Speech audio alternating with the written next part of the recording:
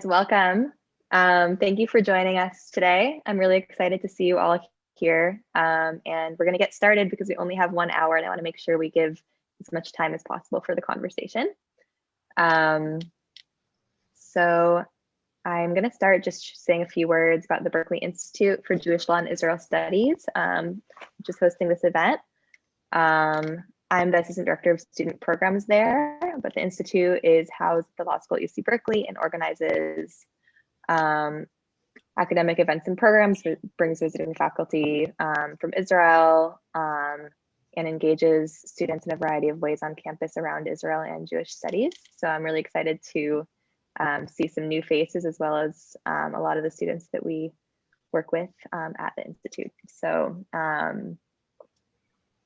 I want to firstly introduce Ben Diwan, who is an undergraduate fellow at the Institute and a political science major graduating this semester. And I'm really excited to have Ben here. He was really the driver behind this event. And it's because of his hard work that we were able to make it happen.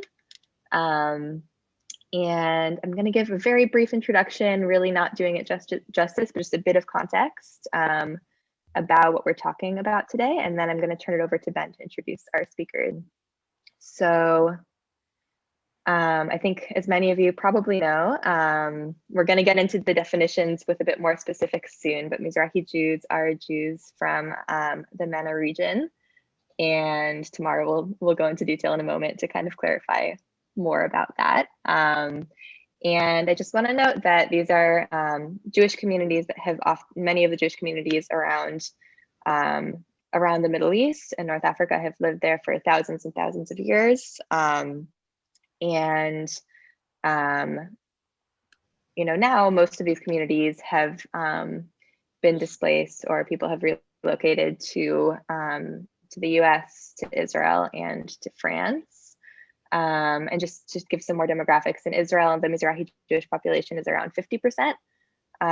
So there are a lot of Mizrahi Jews there. In the US, it's very different. There are about 300,000 to 500,000 Mizrahi Jews in the US, and around 6 million Jews, which is a completely different number. But there are really large, vibrant communities in LA and New York, and elsewhere. However, even in Israel and the US, there's not quite as much representation, and Mizrahi Jewish stories and history are often absent from Jewish cultural spaces, religious spaces, history books. So I am going to turn it over to these amazing speakers, to Ben, to introduce our amazing speakers who are going to kind of go into a lot more detail about the story of the Mizrahi Jewish population focused on the US. So Ben, take it away. Hi, everyone. As Maya mentioned, I'm Ben. I'm an undergraduate fellow at the Institute. I study political science and I'm graduating in a month. I kind of incepted this idea for the panel as someone whose family is from Lebanon and with a big presence in North America, and seeing that in recent years, there's a big discussion going on among Sephardis in America about our place in the Jewish community and how we relate to the greater Jewish community and how they relate to us. So we came up with these 3 amazing speakers that will each have their own very interesting and unique perspective about things. So with no further ado, I'll start by introducing them. The first is Rabbi Bouskila. He is the director of the Sephardic Educational Center, an international organization based in the old city of Jerusalem, promoting classic Sephardic Judaism, traditional, modern intellectual philosophy. His specialty is translating and teaching the legal and philosophical writings of classic Sephardic rabbis and thinkers. But outside of COVID times, he usually splits his time between LA and Jerusalem. Our second speaker is Hadar Cohen. She is a multimedia feminist artist, writer, and dancer, originally from Jerusalem. She is a fellow at Abrahamic House, a multi-faith incubator for social change based in Los Angeles. And we also have Tamar Zaken, who is the chief program officer at HaMaqom, the place, which is, for some of you who know, in the basement of Berkeley Hillel. Tamar grew up in Oakland and moved to Israel as a teenager. For many years, Tamar directed service learning programs at Mizrachi Shemesh, the Center for Social Center for Jewish Social Activism based in Jerusalem. She graduated from the joint program at Columbia University and the Jewish Theological Seminary of America and received an MSW from the School of Social Work at Yeshiva University. And most recently, Tamar served at the Shamash residence at the JCC of the East Bay and as an interim director of the New Generation at the New Israel Fund in San Francisco. In her spare time, Tamar translates Sephardic rabbinic texts to expose English-speaking audiences to their inspiring message of inclusion and justice. So I want to start and dive right into this. But before, sorry about that. Just throwing in a quick before that Tamar is going to tell us about the terms, just so we don't. Yeah. Maybe that's what you're going to say. Hi, thank you so much, Ben. And I'm so happy to see so many of you here and some familiar faces. So I wanted to just give a bit of background on the term Mizrahi and Sephardi. Mizrahi is a kind of a socio-political term that describes Jews from Arab or Muslim lands. So that includes Jews from North Africa, from the Middle East. And it actually, I mean, it's a term we use often now. I think we use it often here in the States to describe Jews from these countries. And also it's pretty much an Israeli term. It's a term that the Ashkenazic establishment in Israel coined in the 1950s when they were responding to the large waves of immigration that were coming from Arab countries. And so some of you probably know that the word Mizrach actually means Eastern. And it's interesting to think about that because Moroccan Jews are not from the East, they're west of Israel. And it's a term that in some ways can be othering because it's pushing all of these diverse groups of Jews who are very different from one another into one group. So that's like the term Mizrahi, and I think it's interesting to think about as we discussed today. Each of the speakers has a different relationship with that term, probably. But I after I kind of learned what the background of that term, I kind of stopped using it, and I use more Sephardic. So let me explain what Sephardic is. So Sephardic or Sephardim literally means the Jews from the Iberian Peninsula that Jews that left after the Inquisition in 1492 and were dispersed to places in Africa and Asia. And so it also kind of describes the religious practice of these Jews. And I think one of the reasons why Sephardic and Mizrahi have become terms that are sometimes interchangeable is because many of the Sephardic Jews immigrated to these Arab countries and blended with the local population. And so that might be the reason why we interchange these terms. But just we wanted to give that background before we begin. And now I'll hand it back to Ben to start us off, or Maya. All right, everyone. We're just going to go straight into this now. After that really good explanation. Honestly, we can have a whole hour about how people relate to terms of Sephardic and Mizrahi. So if you want to do more, contact one of us after, and I'll happy to talk to you about it. So here's a question that's going to go for all three speakers. Let's start from the basics. We really want to know why you came to this kind of conversations. We want to tell us more about the work you do, how it intersects with the Mizrahim or Sephardim in America, and how did you come to do this work? So let's start off with Hadar. Thank you so much.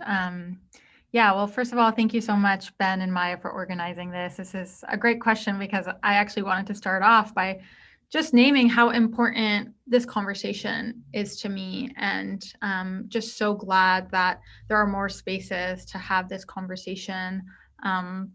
So for me personally, I was born in Jerusalem. I grew up in an all Mizrahi Sephardi home. My mom's side is Persian, and my dad's side, my grandma has been in Jerusalem for over 10 generations, and my grandpa was from Syria, from Aleppo. And I think growing up I mean, I grew up in Israel, so there was definitely like an awareness around racism or just like othering that, you know, I just like kind of grew up with those stories, but I never really understood them until honestly, like a few years ago. I was living in the Bay Area and I just started kind of doing a lot of my own deep healing work around identity and family and ancestry. And the more I was kind of diving into that, the more I was realizing that my story isn't told and my story isn't seen. And, you know, like whether it comes from like, you know, Jewish institutions or just people on the street asking me like, where are you? Like, how could you be also like Jewish and Syrian? And how does that make any sense? And just kind of having that all around me, it's sparked me to go into more of this internal journey with it. And the more that I was doing that, the more that I was actually finding that there were many people like me who were feeling similar things and wanting to talk and express and share and, you know, also push the Jewish and non-Jewish world to see the story of Mizrachi Jews and to really kind of understand our history. So, you know, I've been organizing, I run a project called Feminism All Night, which is a feminist educational project. And over the last year, we've been doing a lot of work centered on Mizrahi identity. We did a big event in Tel Aviv this last year in January that was specifically focused on Mizrahi identity. And then also here in the States, we did a very big virtual educational series around Mizrahi identity. So I feel like over the years, I've kind of, through just diving into my own lineage, into my own family, into my own identity, I've started kind of building with other people and creating community events and realizing that this is really a conversation that many people want to be part of. And now I really see myself as navigating and creating a bridge between the Mizrahi community in Israel and the Mizrahi community in the States, and how we can build more connection and understanding with each other. Awesome. Next, same question goes to Rabbi Bouskila. Thank you. Shalom, good afternoon, everyone. It's a great pleasure to be here. Thank you for organizing this. I also agree. It's wonderful to have the opportunity to express these ideas in the context of friends and people who have similar interests. I usually would just, you know, kind of like speak off the top of my head. What I'm going to do in this case is I'm going to read you a short paragraph because I was asked to address this in a very long essay that I composed a few years ago in a volume aptly titled Sephardi and Mizrachi Jews in America. And while I 100% agree with Tamar on her understanding of the term Mizrachi, I think it's spot on. It's a term that I never heard of growing up in the United States. I never heard of it in my house. And growing up as a Sephardic Jew who prayed from a wide variety of Sephardic prayer books that came from Iraq, that came from Morocco, that came from Yemen, that came from all over the, you know, Sephardic, Middle Eastern, North African, Iberian Peninsula diaspora, I never saw the term Edot HaMizrach. We have to understand that Mizrachi is the secular use of that term. The original term was not Mizrachim, it was Edot HaMizrach, which means, you know, sort of tribes from the East, which again is what Tamar was talking about, is very much an indication of a particular cultural elitism within Israel that looked down on those tribes and, you know, viewed them as tribes from the East. That was a very Eurocentric, Western civilization way of looking at Jews that came from Arab lands, whether it was geographic or whether it wasn't, because it's not accurate geographically, like Tamar said. It's a, you know, Moroccan Jews come from our Mugrabim, they come from the West.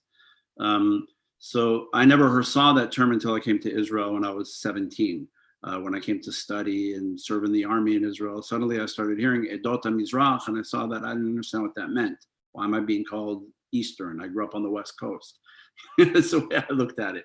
So I'm going to actually just read to you very quickly this paragraph, and I think it will define sort of my identity and why I do what I do. So I wrote, I'll just, it'll give you my background. This is, when I write about this, even though I do this for a living professionally, my work is very personal. It comes from a personal place. My parents were North African Sephardic Jews from Morocco and Algeria. They came to Los Angeles in 1961. I was born 3 years later, making me first generation American. Growing up, French was my first language. I did not know English until I was 5. We spoke French at home, and my parents spoke Arabic at home to one another. And the Judaism we practiced at home was deeply rooted in Moroccan, Algerian, Sephardic traditions that my parents brought here. Despite being born and raised in America and educated in very mainstream Ashkenazi day school system, when asked about my Jewish affiliation, I never used denominational titles like in American Judaism, Orthodox, Conservative, Reform. Instead, I expressed my identity, watch this, French, Moroccan, American, Sephardic Jew, or in short, a Sephardic Jew. That's my identity. This description is born out of the unique form of Judaism that we practiced in my home, which was rooted in our customs, our tradition, our language, and I believe a way of life that was non-denominational, that really did not look at life through necessarily denominational debates, but instead looked at Judaism from a tradition of love, of happiness, what I called, Judaism of the desert, Judaism with sunshine, with life, with singing, with joie de vivre, with tunes in Arabic that were always celebratory.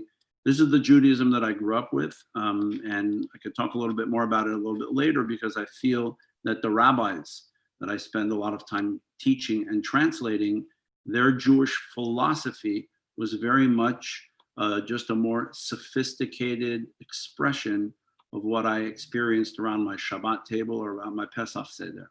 And I think that's a narrative of Judaism that we don't find so often in our day schools or our Jewish institutions. And my life's work with the Sephardic Educational Center is to bring that not only to Sephardic Jews, who I think have been robbed of that experience, but to bring that to the Jewish world in general. To me, Sephardic is just a title, but it's a Judaism that I want to bring to a much larger audience, Sfaradim and Ashkenazim, and even Mizrachim if they want to identify as that. Thank you. Awesome, thank you. And same question to Tamar. Yeah, thank you. I'm happy to be here with everyone, and it was great to hear Hadar and Bouskila. Thank you. Yeah, so I was born in Oakland, and I went to one of the Jewish day schools that Bouskila mentioned. I always was kind of proud that I had Sephardic roots. My dad was born in Zaken, which is a town in Iraqi Kurdistan, and he moved to Israel when he was 3. And my mom is from Oakland and of Ashkenazi descent. Even my grandma was born in Oakland, so we've been in Oakland for several generations. But I was always like kind of proud of it, and I didn't feel I think it was because I was little, so people were like, oh, your food is so good and yummy, and like I was like, oh yeah, I was kind of proud of that. But I think and similar to Hadar, my kind of realizations around what it means to be Sephardic or Mizrachi in Israel and in America came much later in life. I had the opportunity to join an organization called Mizrachi Shemesh, which Ben mentioned in my bio. And this organization brings the texts and writings of Sephardic rabbis to Israeli society, kind of to fight back what we see often. We see it in our community here, that, when we think of Sephardic and Mizrachi Jews, we think of, oh, they have really good food and really good music, and kind of trying to expand our horizon so that we realize that that's true, but there's so much more. And so, I really see in our community, on the one hand, especially in the Bay Area, we really want to give everyone a voice, and we want people to, we're all about diversity, but I feel like specifically Mizrachi and Sephardi Jews, we don't really know where we fit in in the spectrum of Jews of color, or what kind of diversity are we? Like, where do we fit in? And so, yeah, so I mean, I think one of the reasons why I'm passionate about this work is that it's part of me, it's part of my story. And I don't know how to speak Kurdish. Like, I mean, it's not called Kurdish, it's like Judeo-Aramaic, but like, I don't know how to speak it. My dad didn't speak it to me, and this generation, like all of my cousins, most of us don't, even in Israel, most of us don't know how to speak this language. And I think it's a symbol of how important it is to continue this tradition that was passed down to us from our parents, and to not let it die out. And I think there's a risk here, because people don't always know who they are or where they came from. And one of my passions is to bring these writings and this kind of lenient perspective that Harav Bouskila talks about to learning spaces in America. That's it.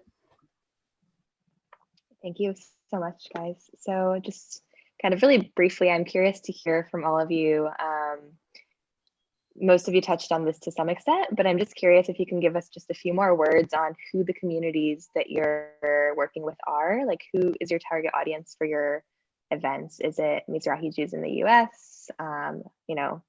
Where from, what ages? Is it for the greater Jewish community? I know a lot, you kind of touched on this, but if you could just go into a few more details about who you've kind of been working with recently.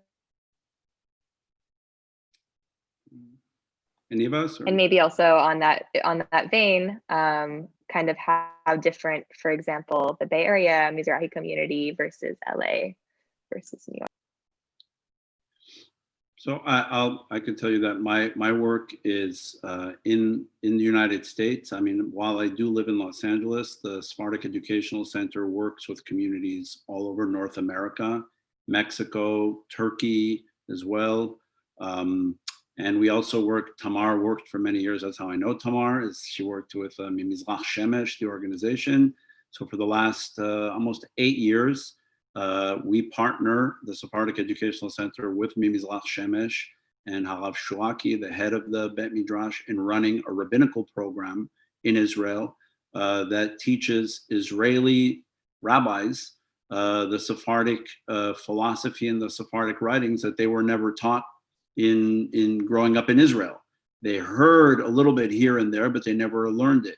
So why do we teach it to rabbis? Is because it empowers rabbis to bring this to their communities. And primarily, these are not rabbis that are working, in Tel Aviv or in Jerusalem. They're working in what they call in Hebrew the periferia, the peripheral communities, the border towns, the development towns, where there are heavy populations of Sephardim, Mizrachim, call them what you will. But even that program, we've had Ashkenazi rabbis that are in the program who are very interested in this, because there is a depth of knowledge and a breadth of knowledge that really we feel, it's been our opinion all along, that while these rabbis, Rabbi Uziel, Rav Massas, or others, while they were originally considered Sephardic rabbis, if you look at all of the questions that are the burning issues of the Jewish people today, when it comes to women's issues, when it comes to conversion, when it comes to the Agunah, when it comes to Jewish dialogue with Muslims, the Arab-Israeli conflict, politics, you will find built in to these rabbis answers to just about, or potential solutions to just about every one of these issues. So it's like I say, classic Jewish problems, classic Sephardic answers. Just find them in the texts and bring them to the Jewish people, because they were not writing for Sephardim, they were writing for everyone. So my audience is pretty global in that sense. Thank you. Maybe Tamar, if you want to say a few words.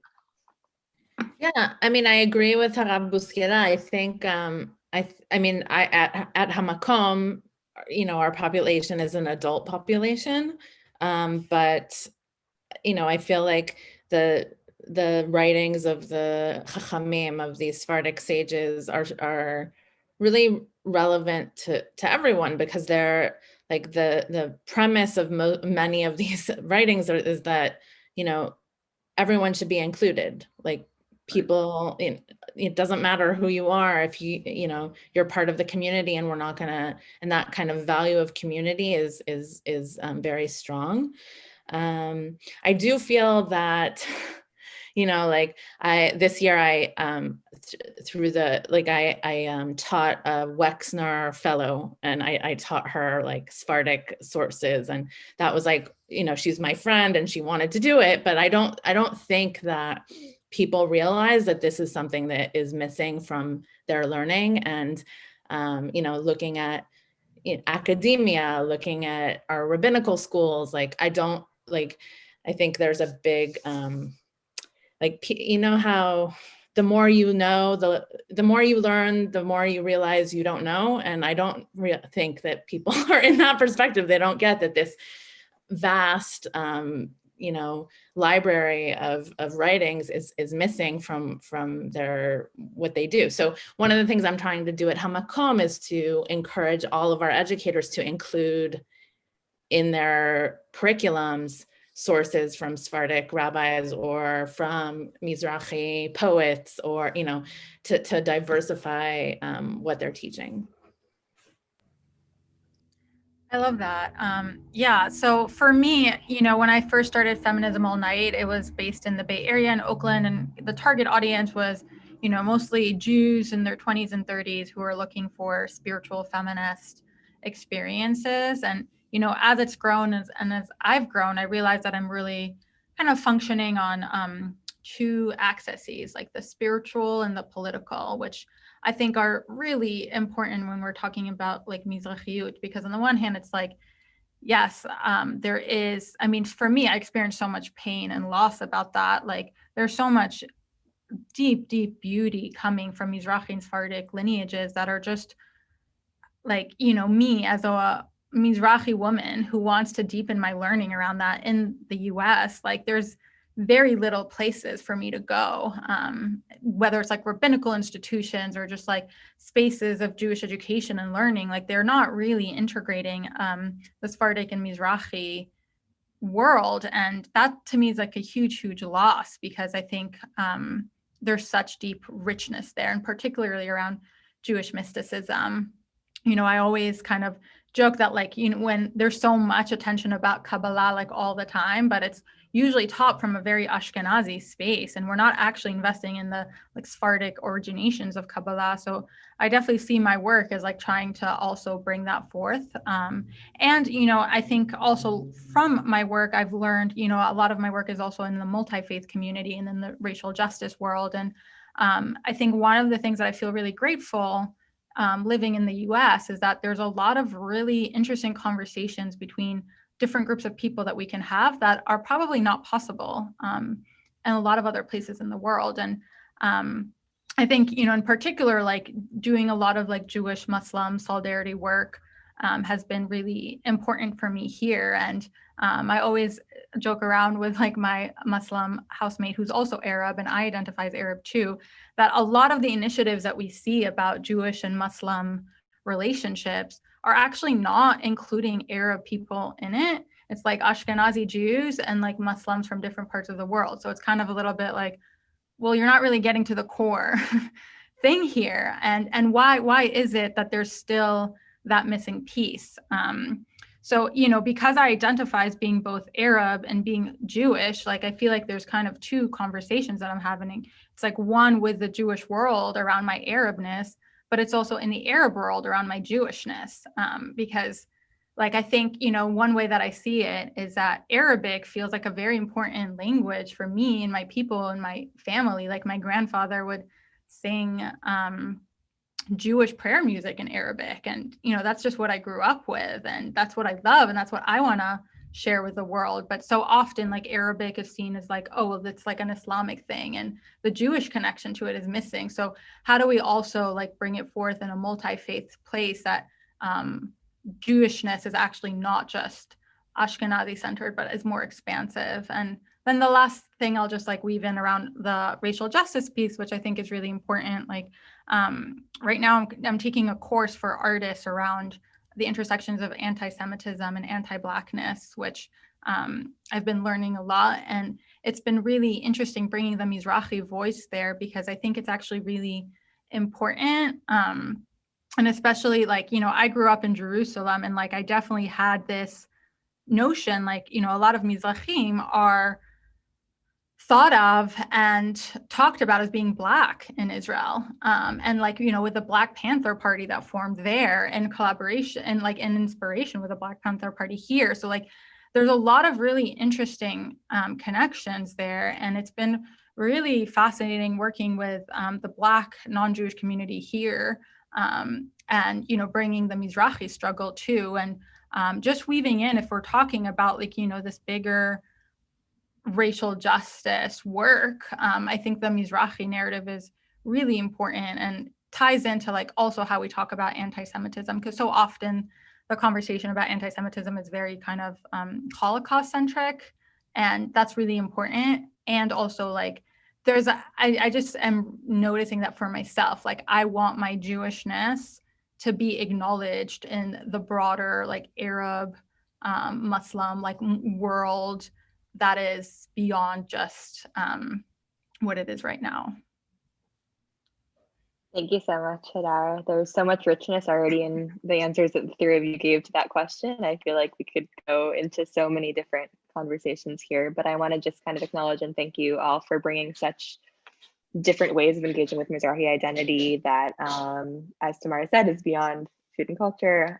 It's really beautiful to see how many different initiatives are going on, and kind of building off that and maybe bringing in, you know, please feel free to respond to each other as well and ignoring my question. But I wanted to ask, I know that in Israel, there's often a kind of perspective that there's been so much progress with Mizrahi and Ashkenazi kind of, you know, bringing the communities together, that it's no longer important to focus on Mizrahi community, you know, Mizrahi community issues or thinking about these things.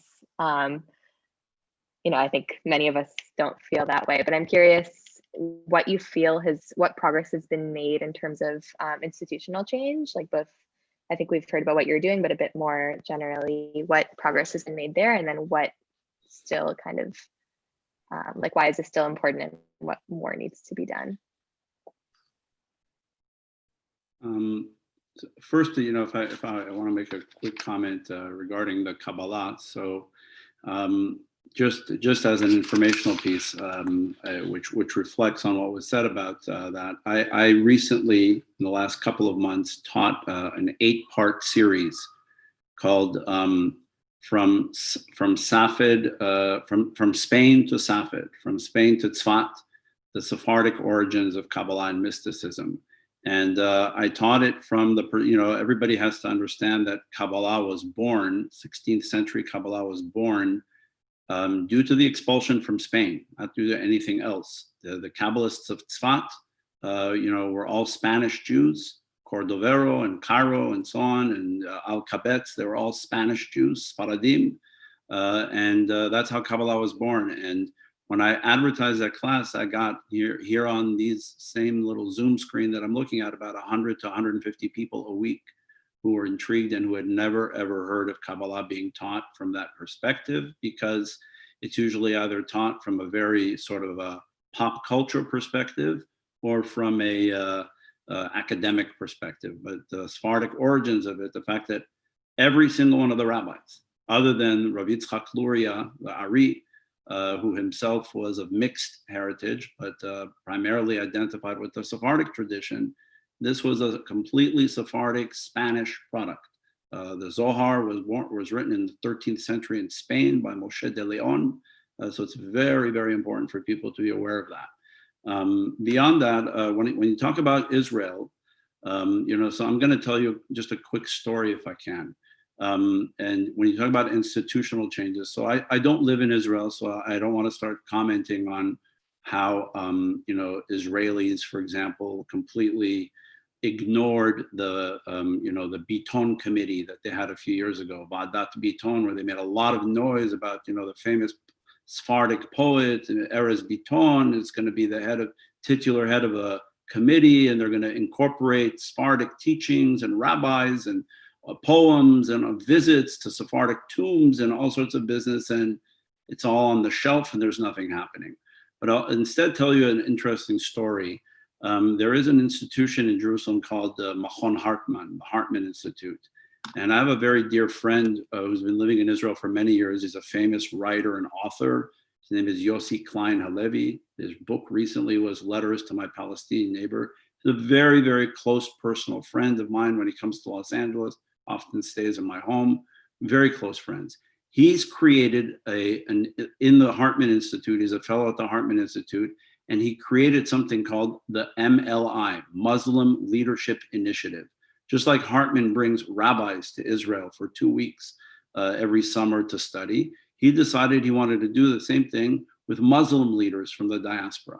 Bring them to Israel for 2 weeks and get them in on the conversation about Israel. Not to try to, it's not an advocacy for Israel, pro-Israel type of a thing, but just to engage them in, the difficult conversations about Zionism, the Arab-Israeli conflict, and to do so from that perspective. And he called me after, I think, the second cohort that he had. I happened to be in Israel that summer, and he said, can you do me a favor? Can you come and speak to this group of people?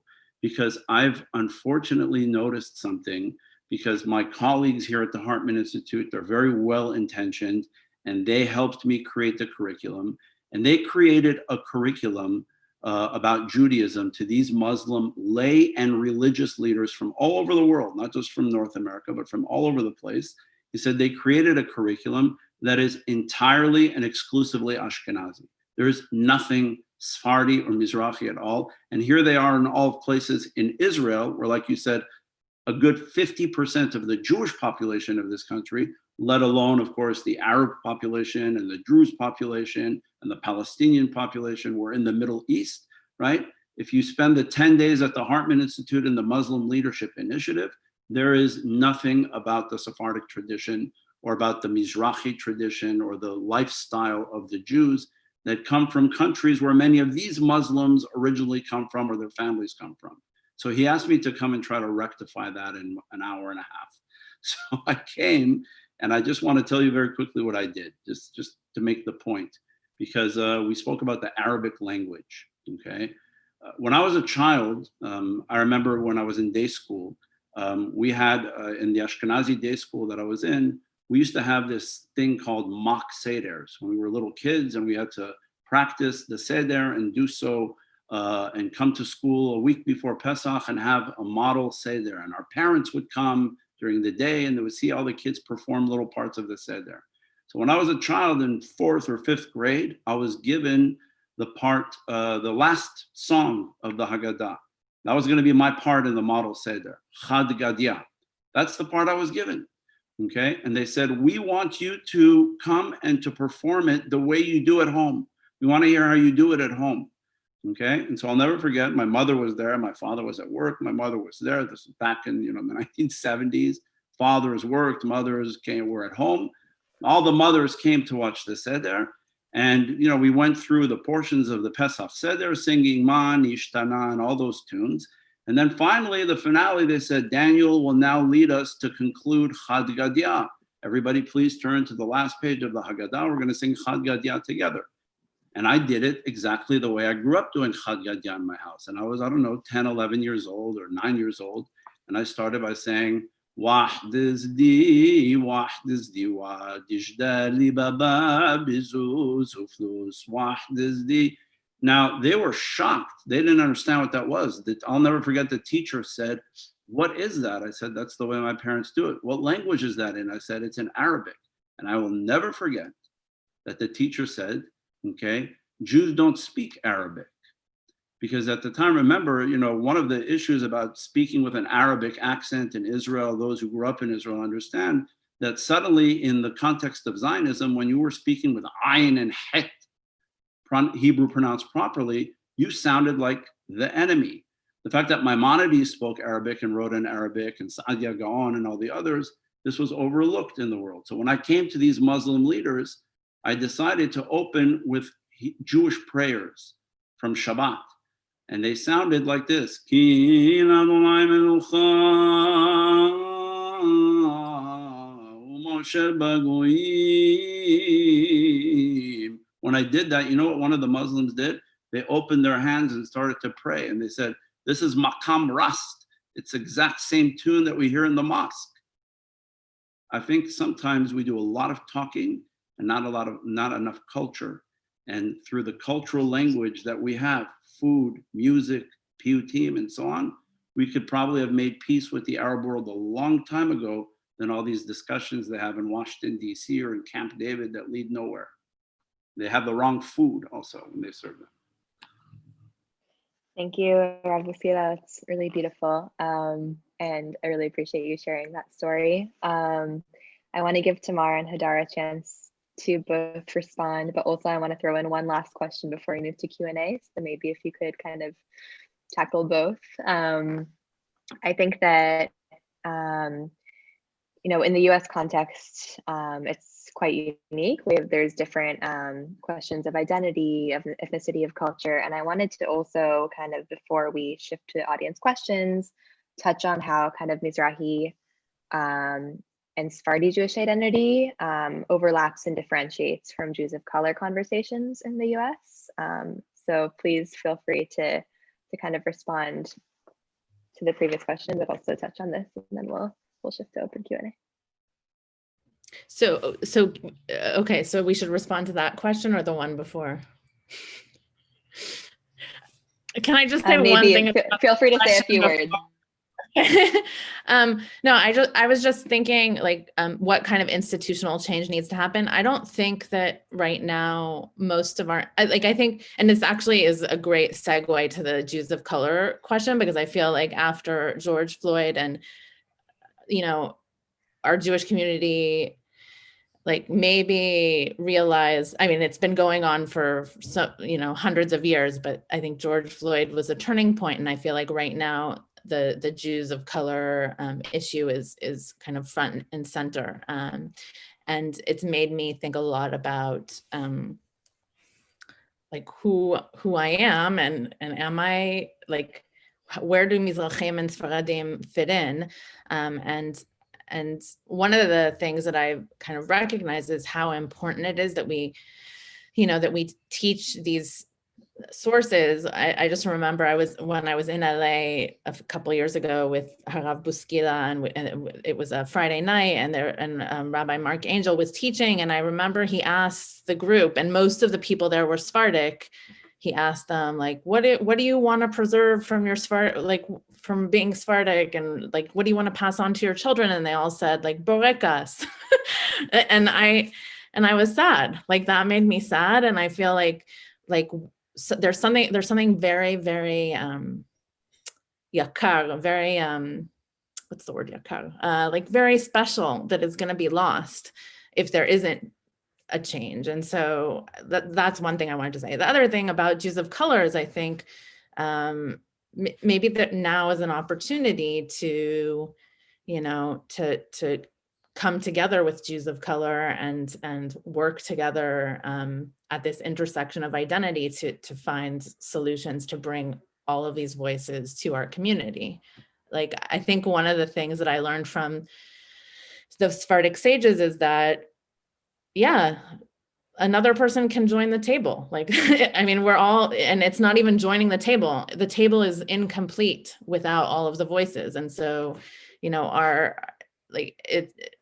I think that's like my main goal. And hopefully I'll do some more working together with Hadar and Harav Bouskila on these issues, but I'm glad that there's such wonderful people working on this together with me. Yeah, thank you. I really resonate with that, like, preciousness that can be lost if we actually don't engage seriously in this work now. And yeah, about like so for me, I feel like, a lot of times that the way that people talk about Mizrahi identity is like a cultural thing. It's like, oh, well, Jewish community, but Mizrahi people do things culturally in a different way. And I actually think that's very incomplete, because there is racialization that is happening. I mean, if we're talking particularly about Israel, like, of course, Mizrachim are racialized as other. And I think, you know, in terms of like what institutional change, it's like, yeah, when Mizrachim actually have political power, when there isn't issues of housing and economic like scarcity, and, you know, all these issues are so important there. But when we're talking in the American context, like, I think one of the things that's really interesting here in the US, it's like a conversation about race is very black and white. Like, it's like there's white people and there's black people, and actually a whole lot of people who are neither don't really know where their place is. And I think Mizrachim are part of that question. And, you know, for me, instead of kind of seeing, like, I think it is really important to engage in the racial paradigm that the US has created and to understand anti-Blackness and how it functions in all communities. And I think the work that I'm trying to do is like, well, how do we deconstruct this understanding that Jews are one way and actually understand that Jews as a global people are actually multiracial, like we always have been and we always probably will be. And how do we actually understand Jewishness as a multiracial thing? And with that, I feel like there really is two separate, like, kind of avenues when we're deconstructing this like Jew of color conversation. You know, there's one that is about whiteness and, you know, like passing, not passing, and that's kind of its own conversation. But then there's another about Ashkenormativity, which to me, I feel is a form of like racism for sure. And I think the Jewish institutions largely don't see it as such, even though it is. Like, we are talking about intense amount of loss that is happening. And I think that Jewish institutions aren't really real about that. I don't think they have really fully confronted what's at stake here. I don't think they have really understood how much Mizrahi and Sephardi Jews are so left out of so many things. And I think, you know, we're beginning to scratch the surface of that, and something that will take many, many years to unpack, both like the racial implications, but also like the spiritual revival of these incredible traditions that we come from. If I could just very quickly, just a 1 minute addition to that, I think one of the very, very key problems that we have to overcome here in the United States is that I think Sephardi, Mizrahi Jewry is to an extent racialized here in the United States, because every single time my experience has been when I bring these, you know, when they're interested in having a cultural day, right? When they want to bake Sephardic foods and all that, and, you know, we dress in very, you know, ethnic colors, and we're the colorful Judaism, you know, for a day, or, you know, like Black History Month, so we're going to have Sephardic week in a day school, that kind of a thing. Otherwise, if we bring the texts like Tamar is talking about that we want to bring to the day schools, and we say, you know, Harav Uziel or Harav Masas said this and this and this, what's their answer always going to be default? That's for Sephardim, right? That's a Sephardic thing. It's not for the Jewish people. That's a barrier that we have to overcome, because they've not only made things Ashke normative, they've made things Ashke exclusive, right? And unless Sephardim open their own day school, right? Sephardic studies at best will be, you know, a week, you know, when we want to have fun and, you know, make noise and dress up in costumes and not be Western Jews for a week, see what those other Jews live like. Otherwise, we're back to studying Rabbi Soloveitchik and Heschel and Leibovitz, because that's normative Judaism. And that's the biggest hurdle we have to overcome. Thank you so much for joining us for this amazing conversation. There's so much to talk about, and I think we managed to talk about so many things in such a short period of time. So thank you all.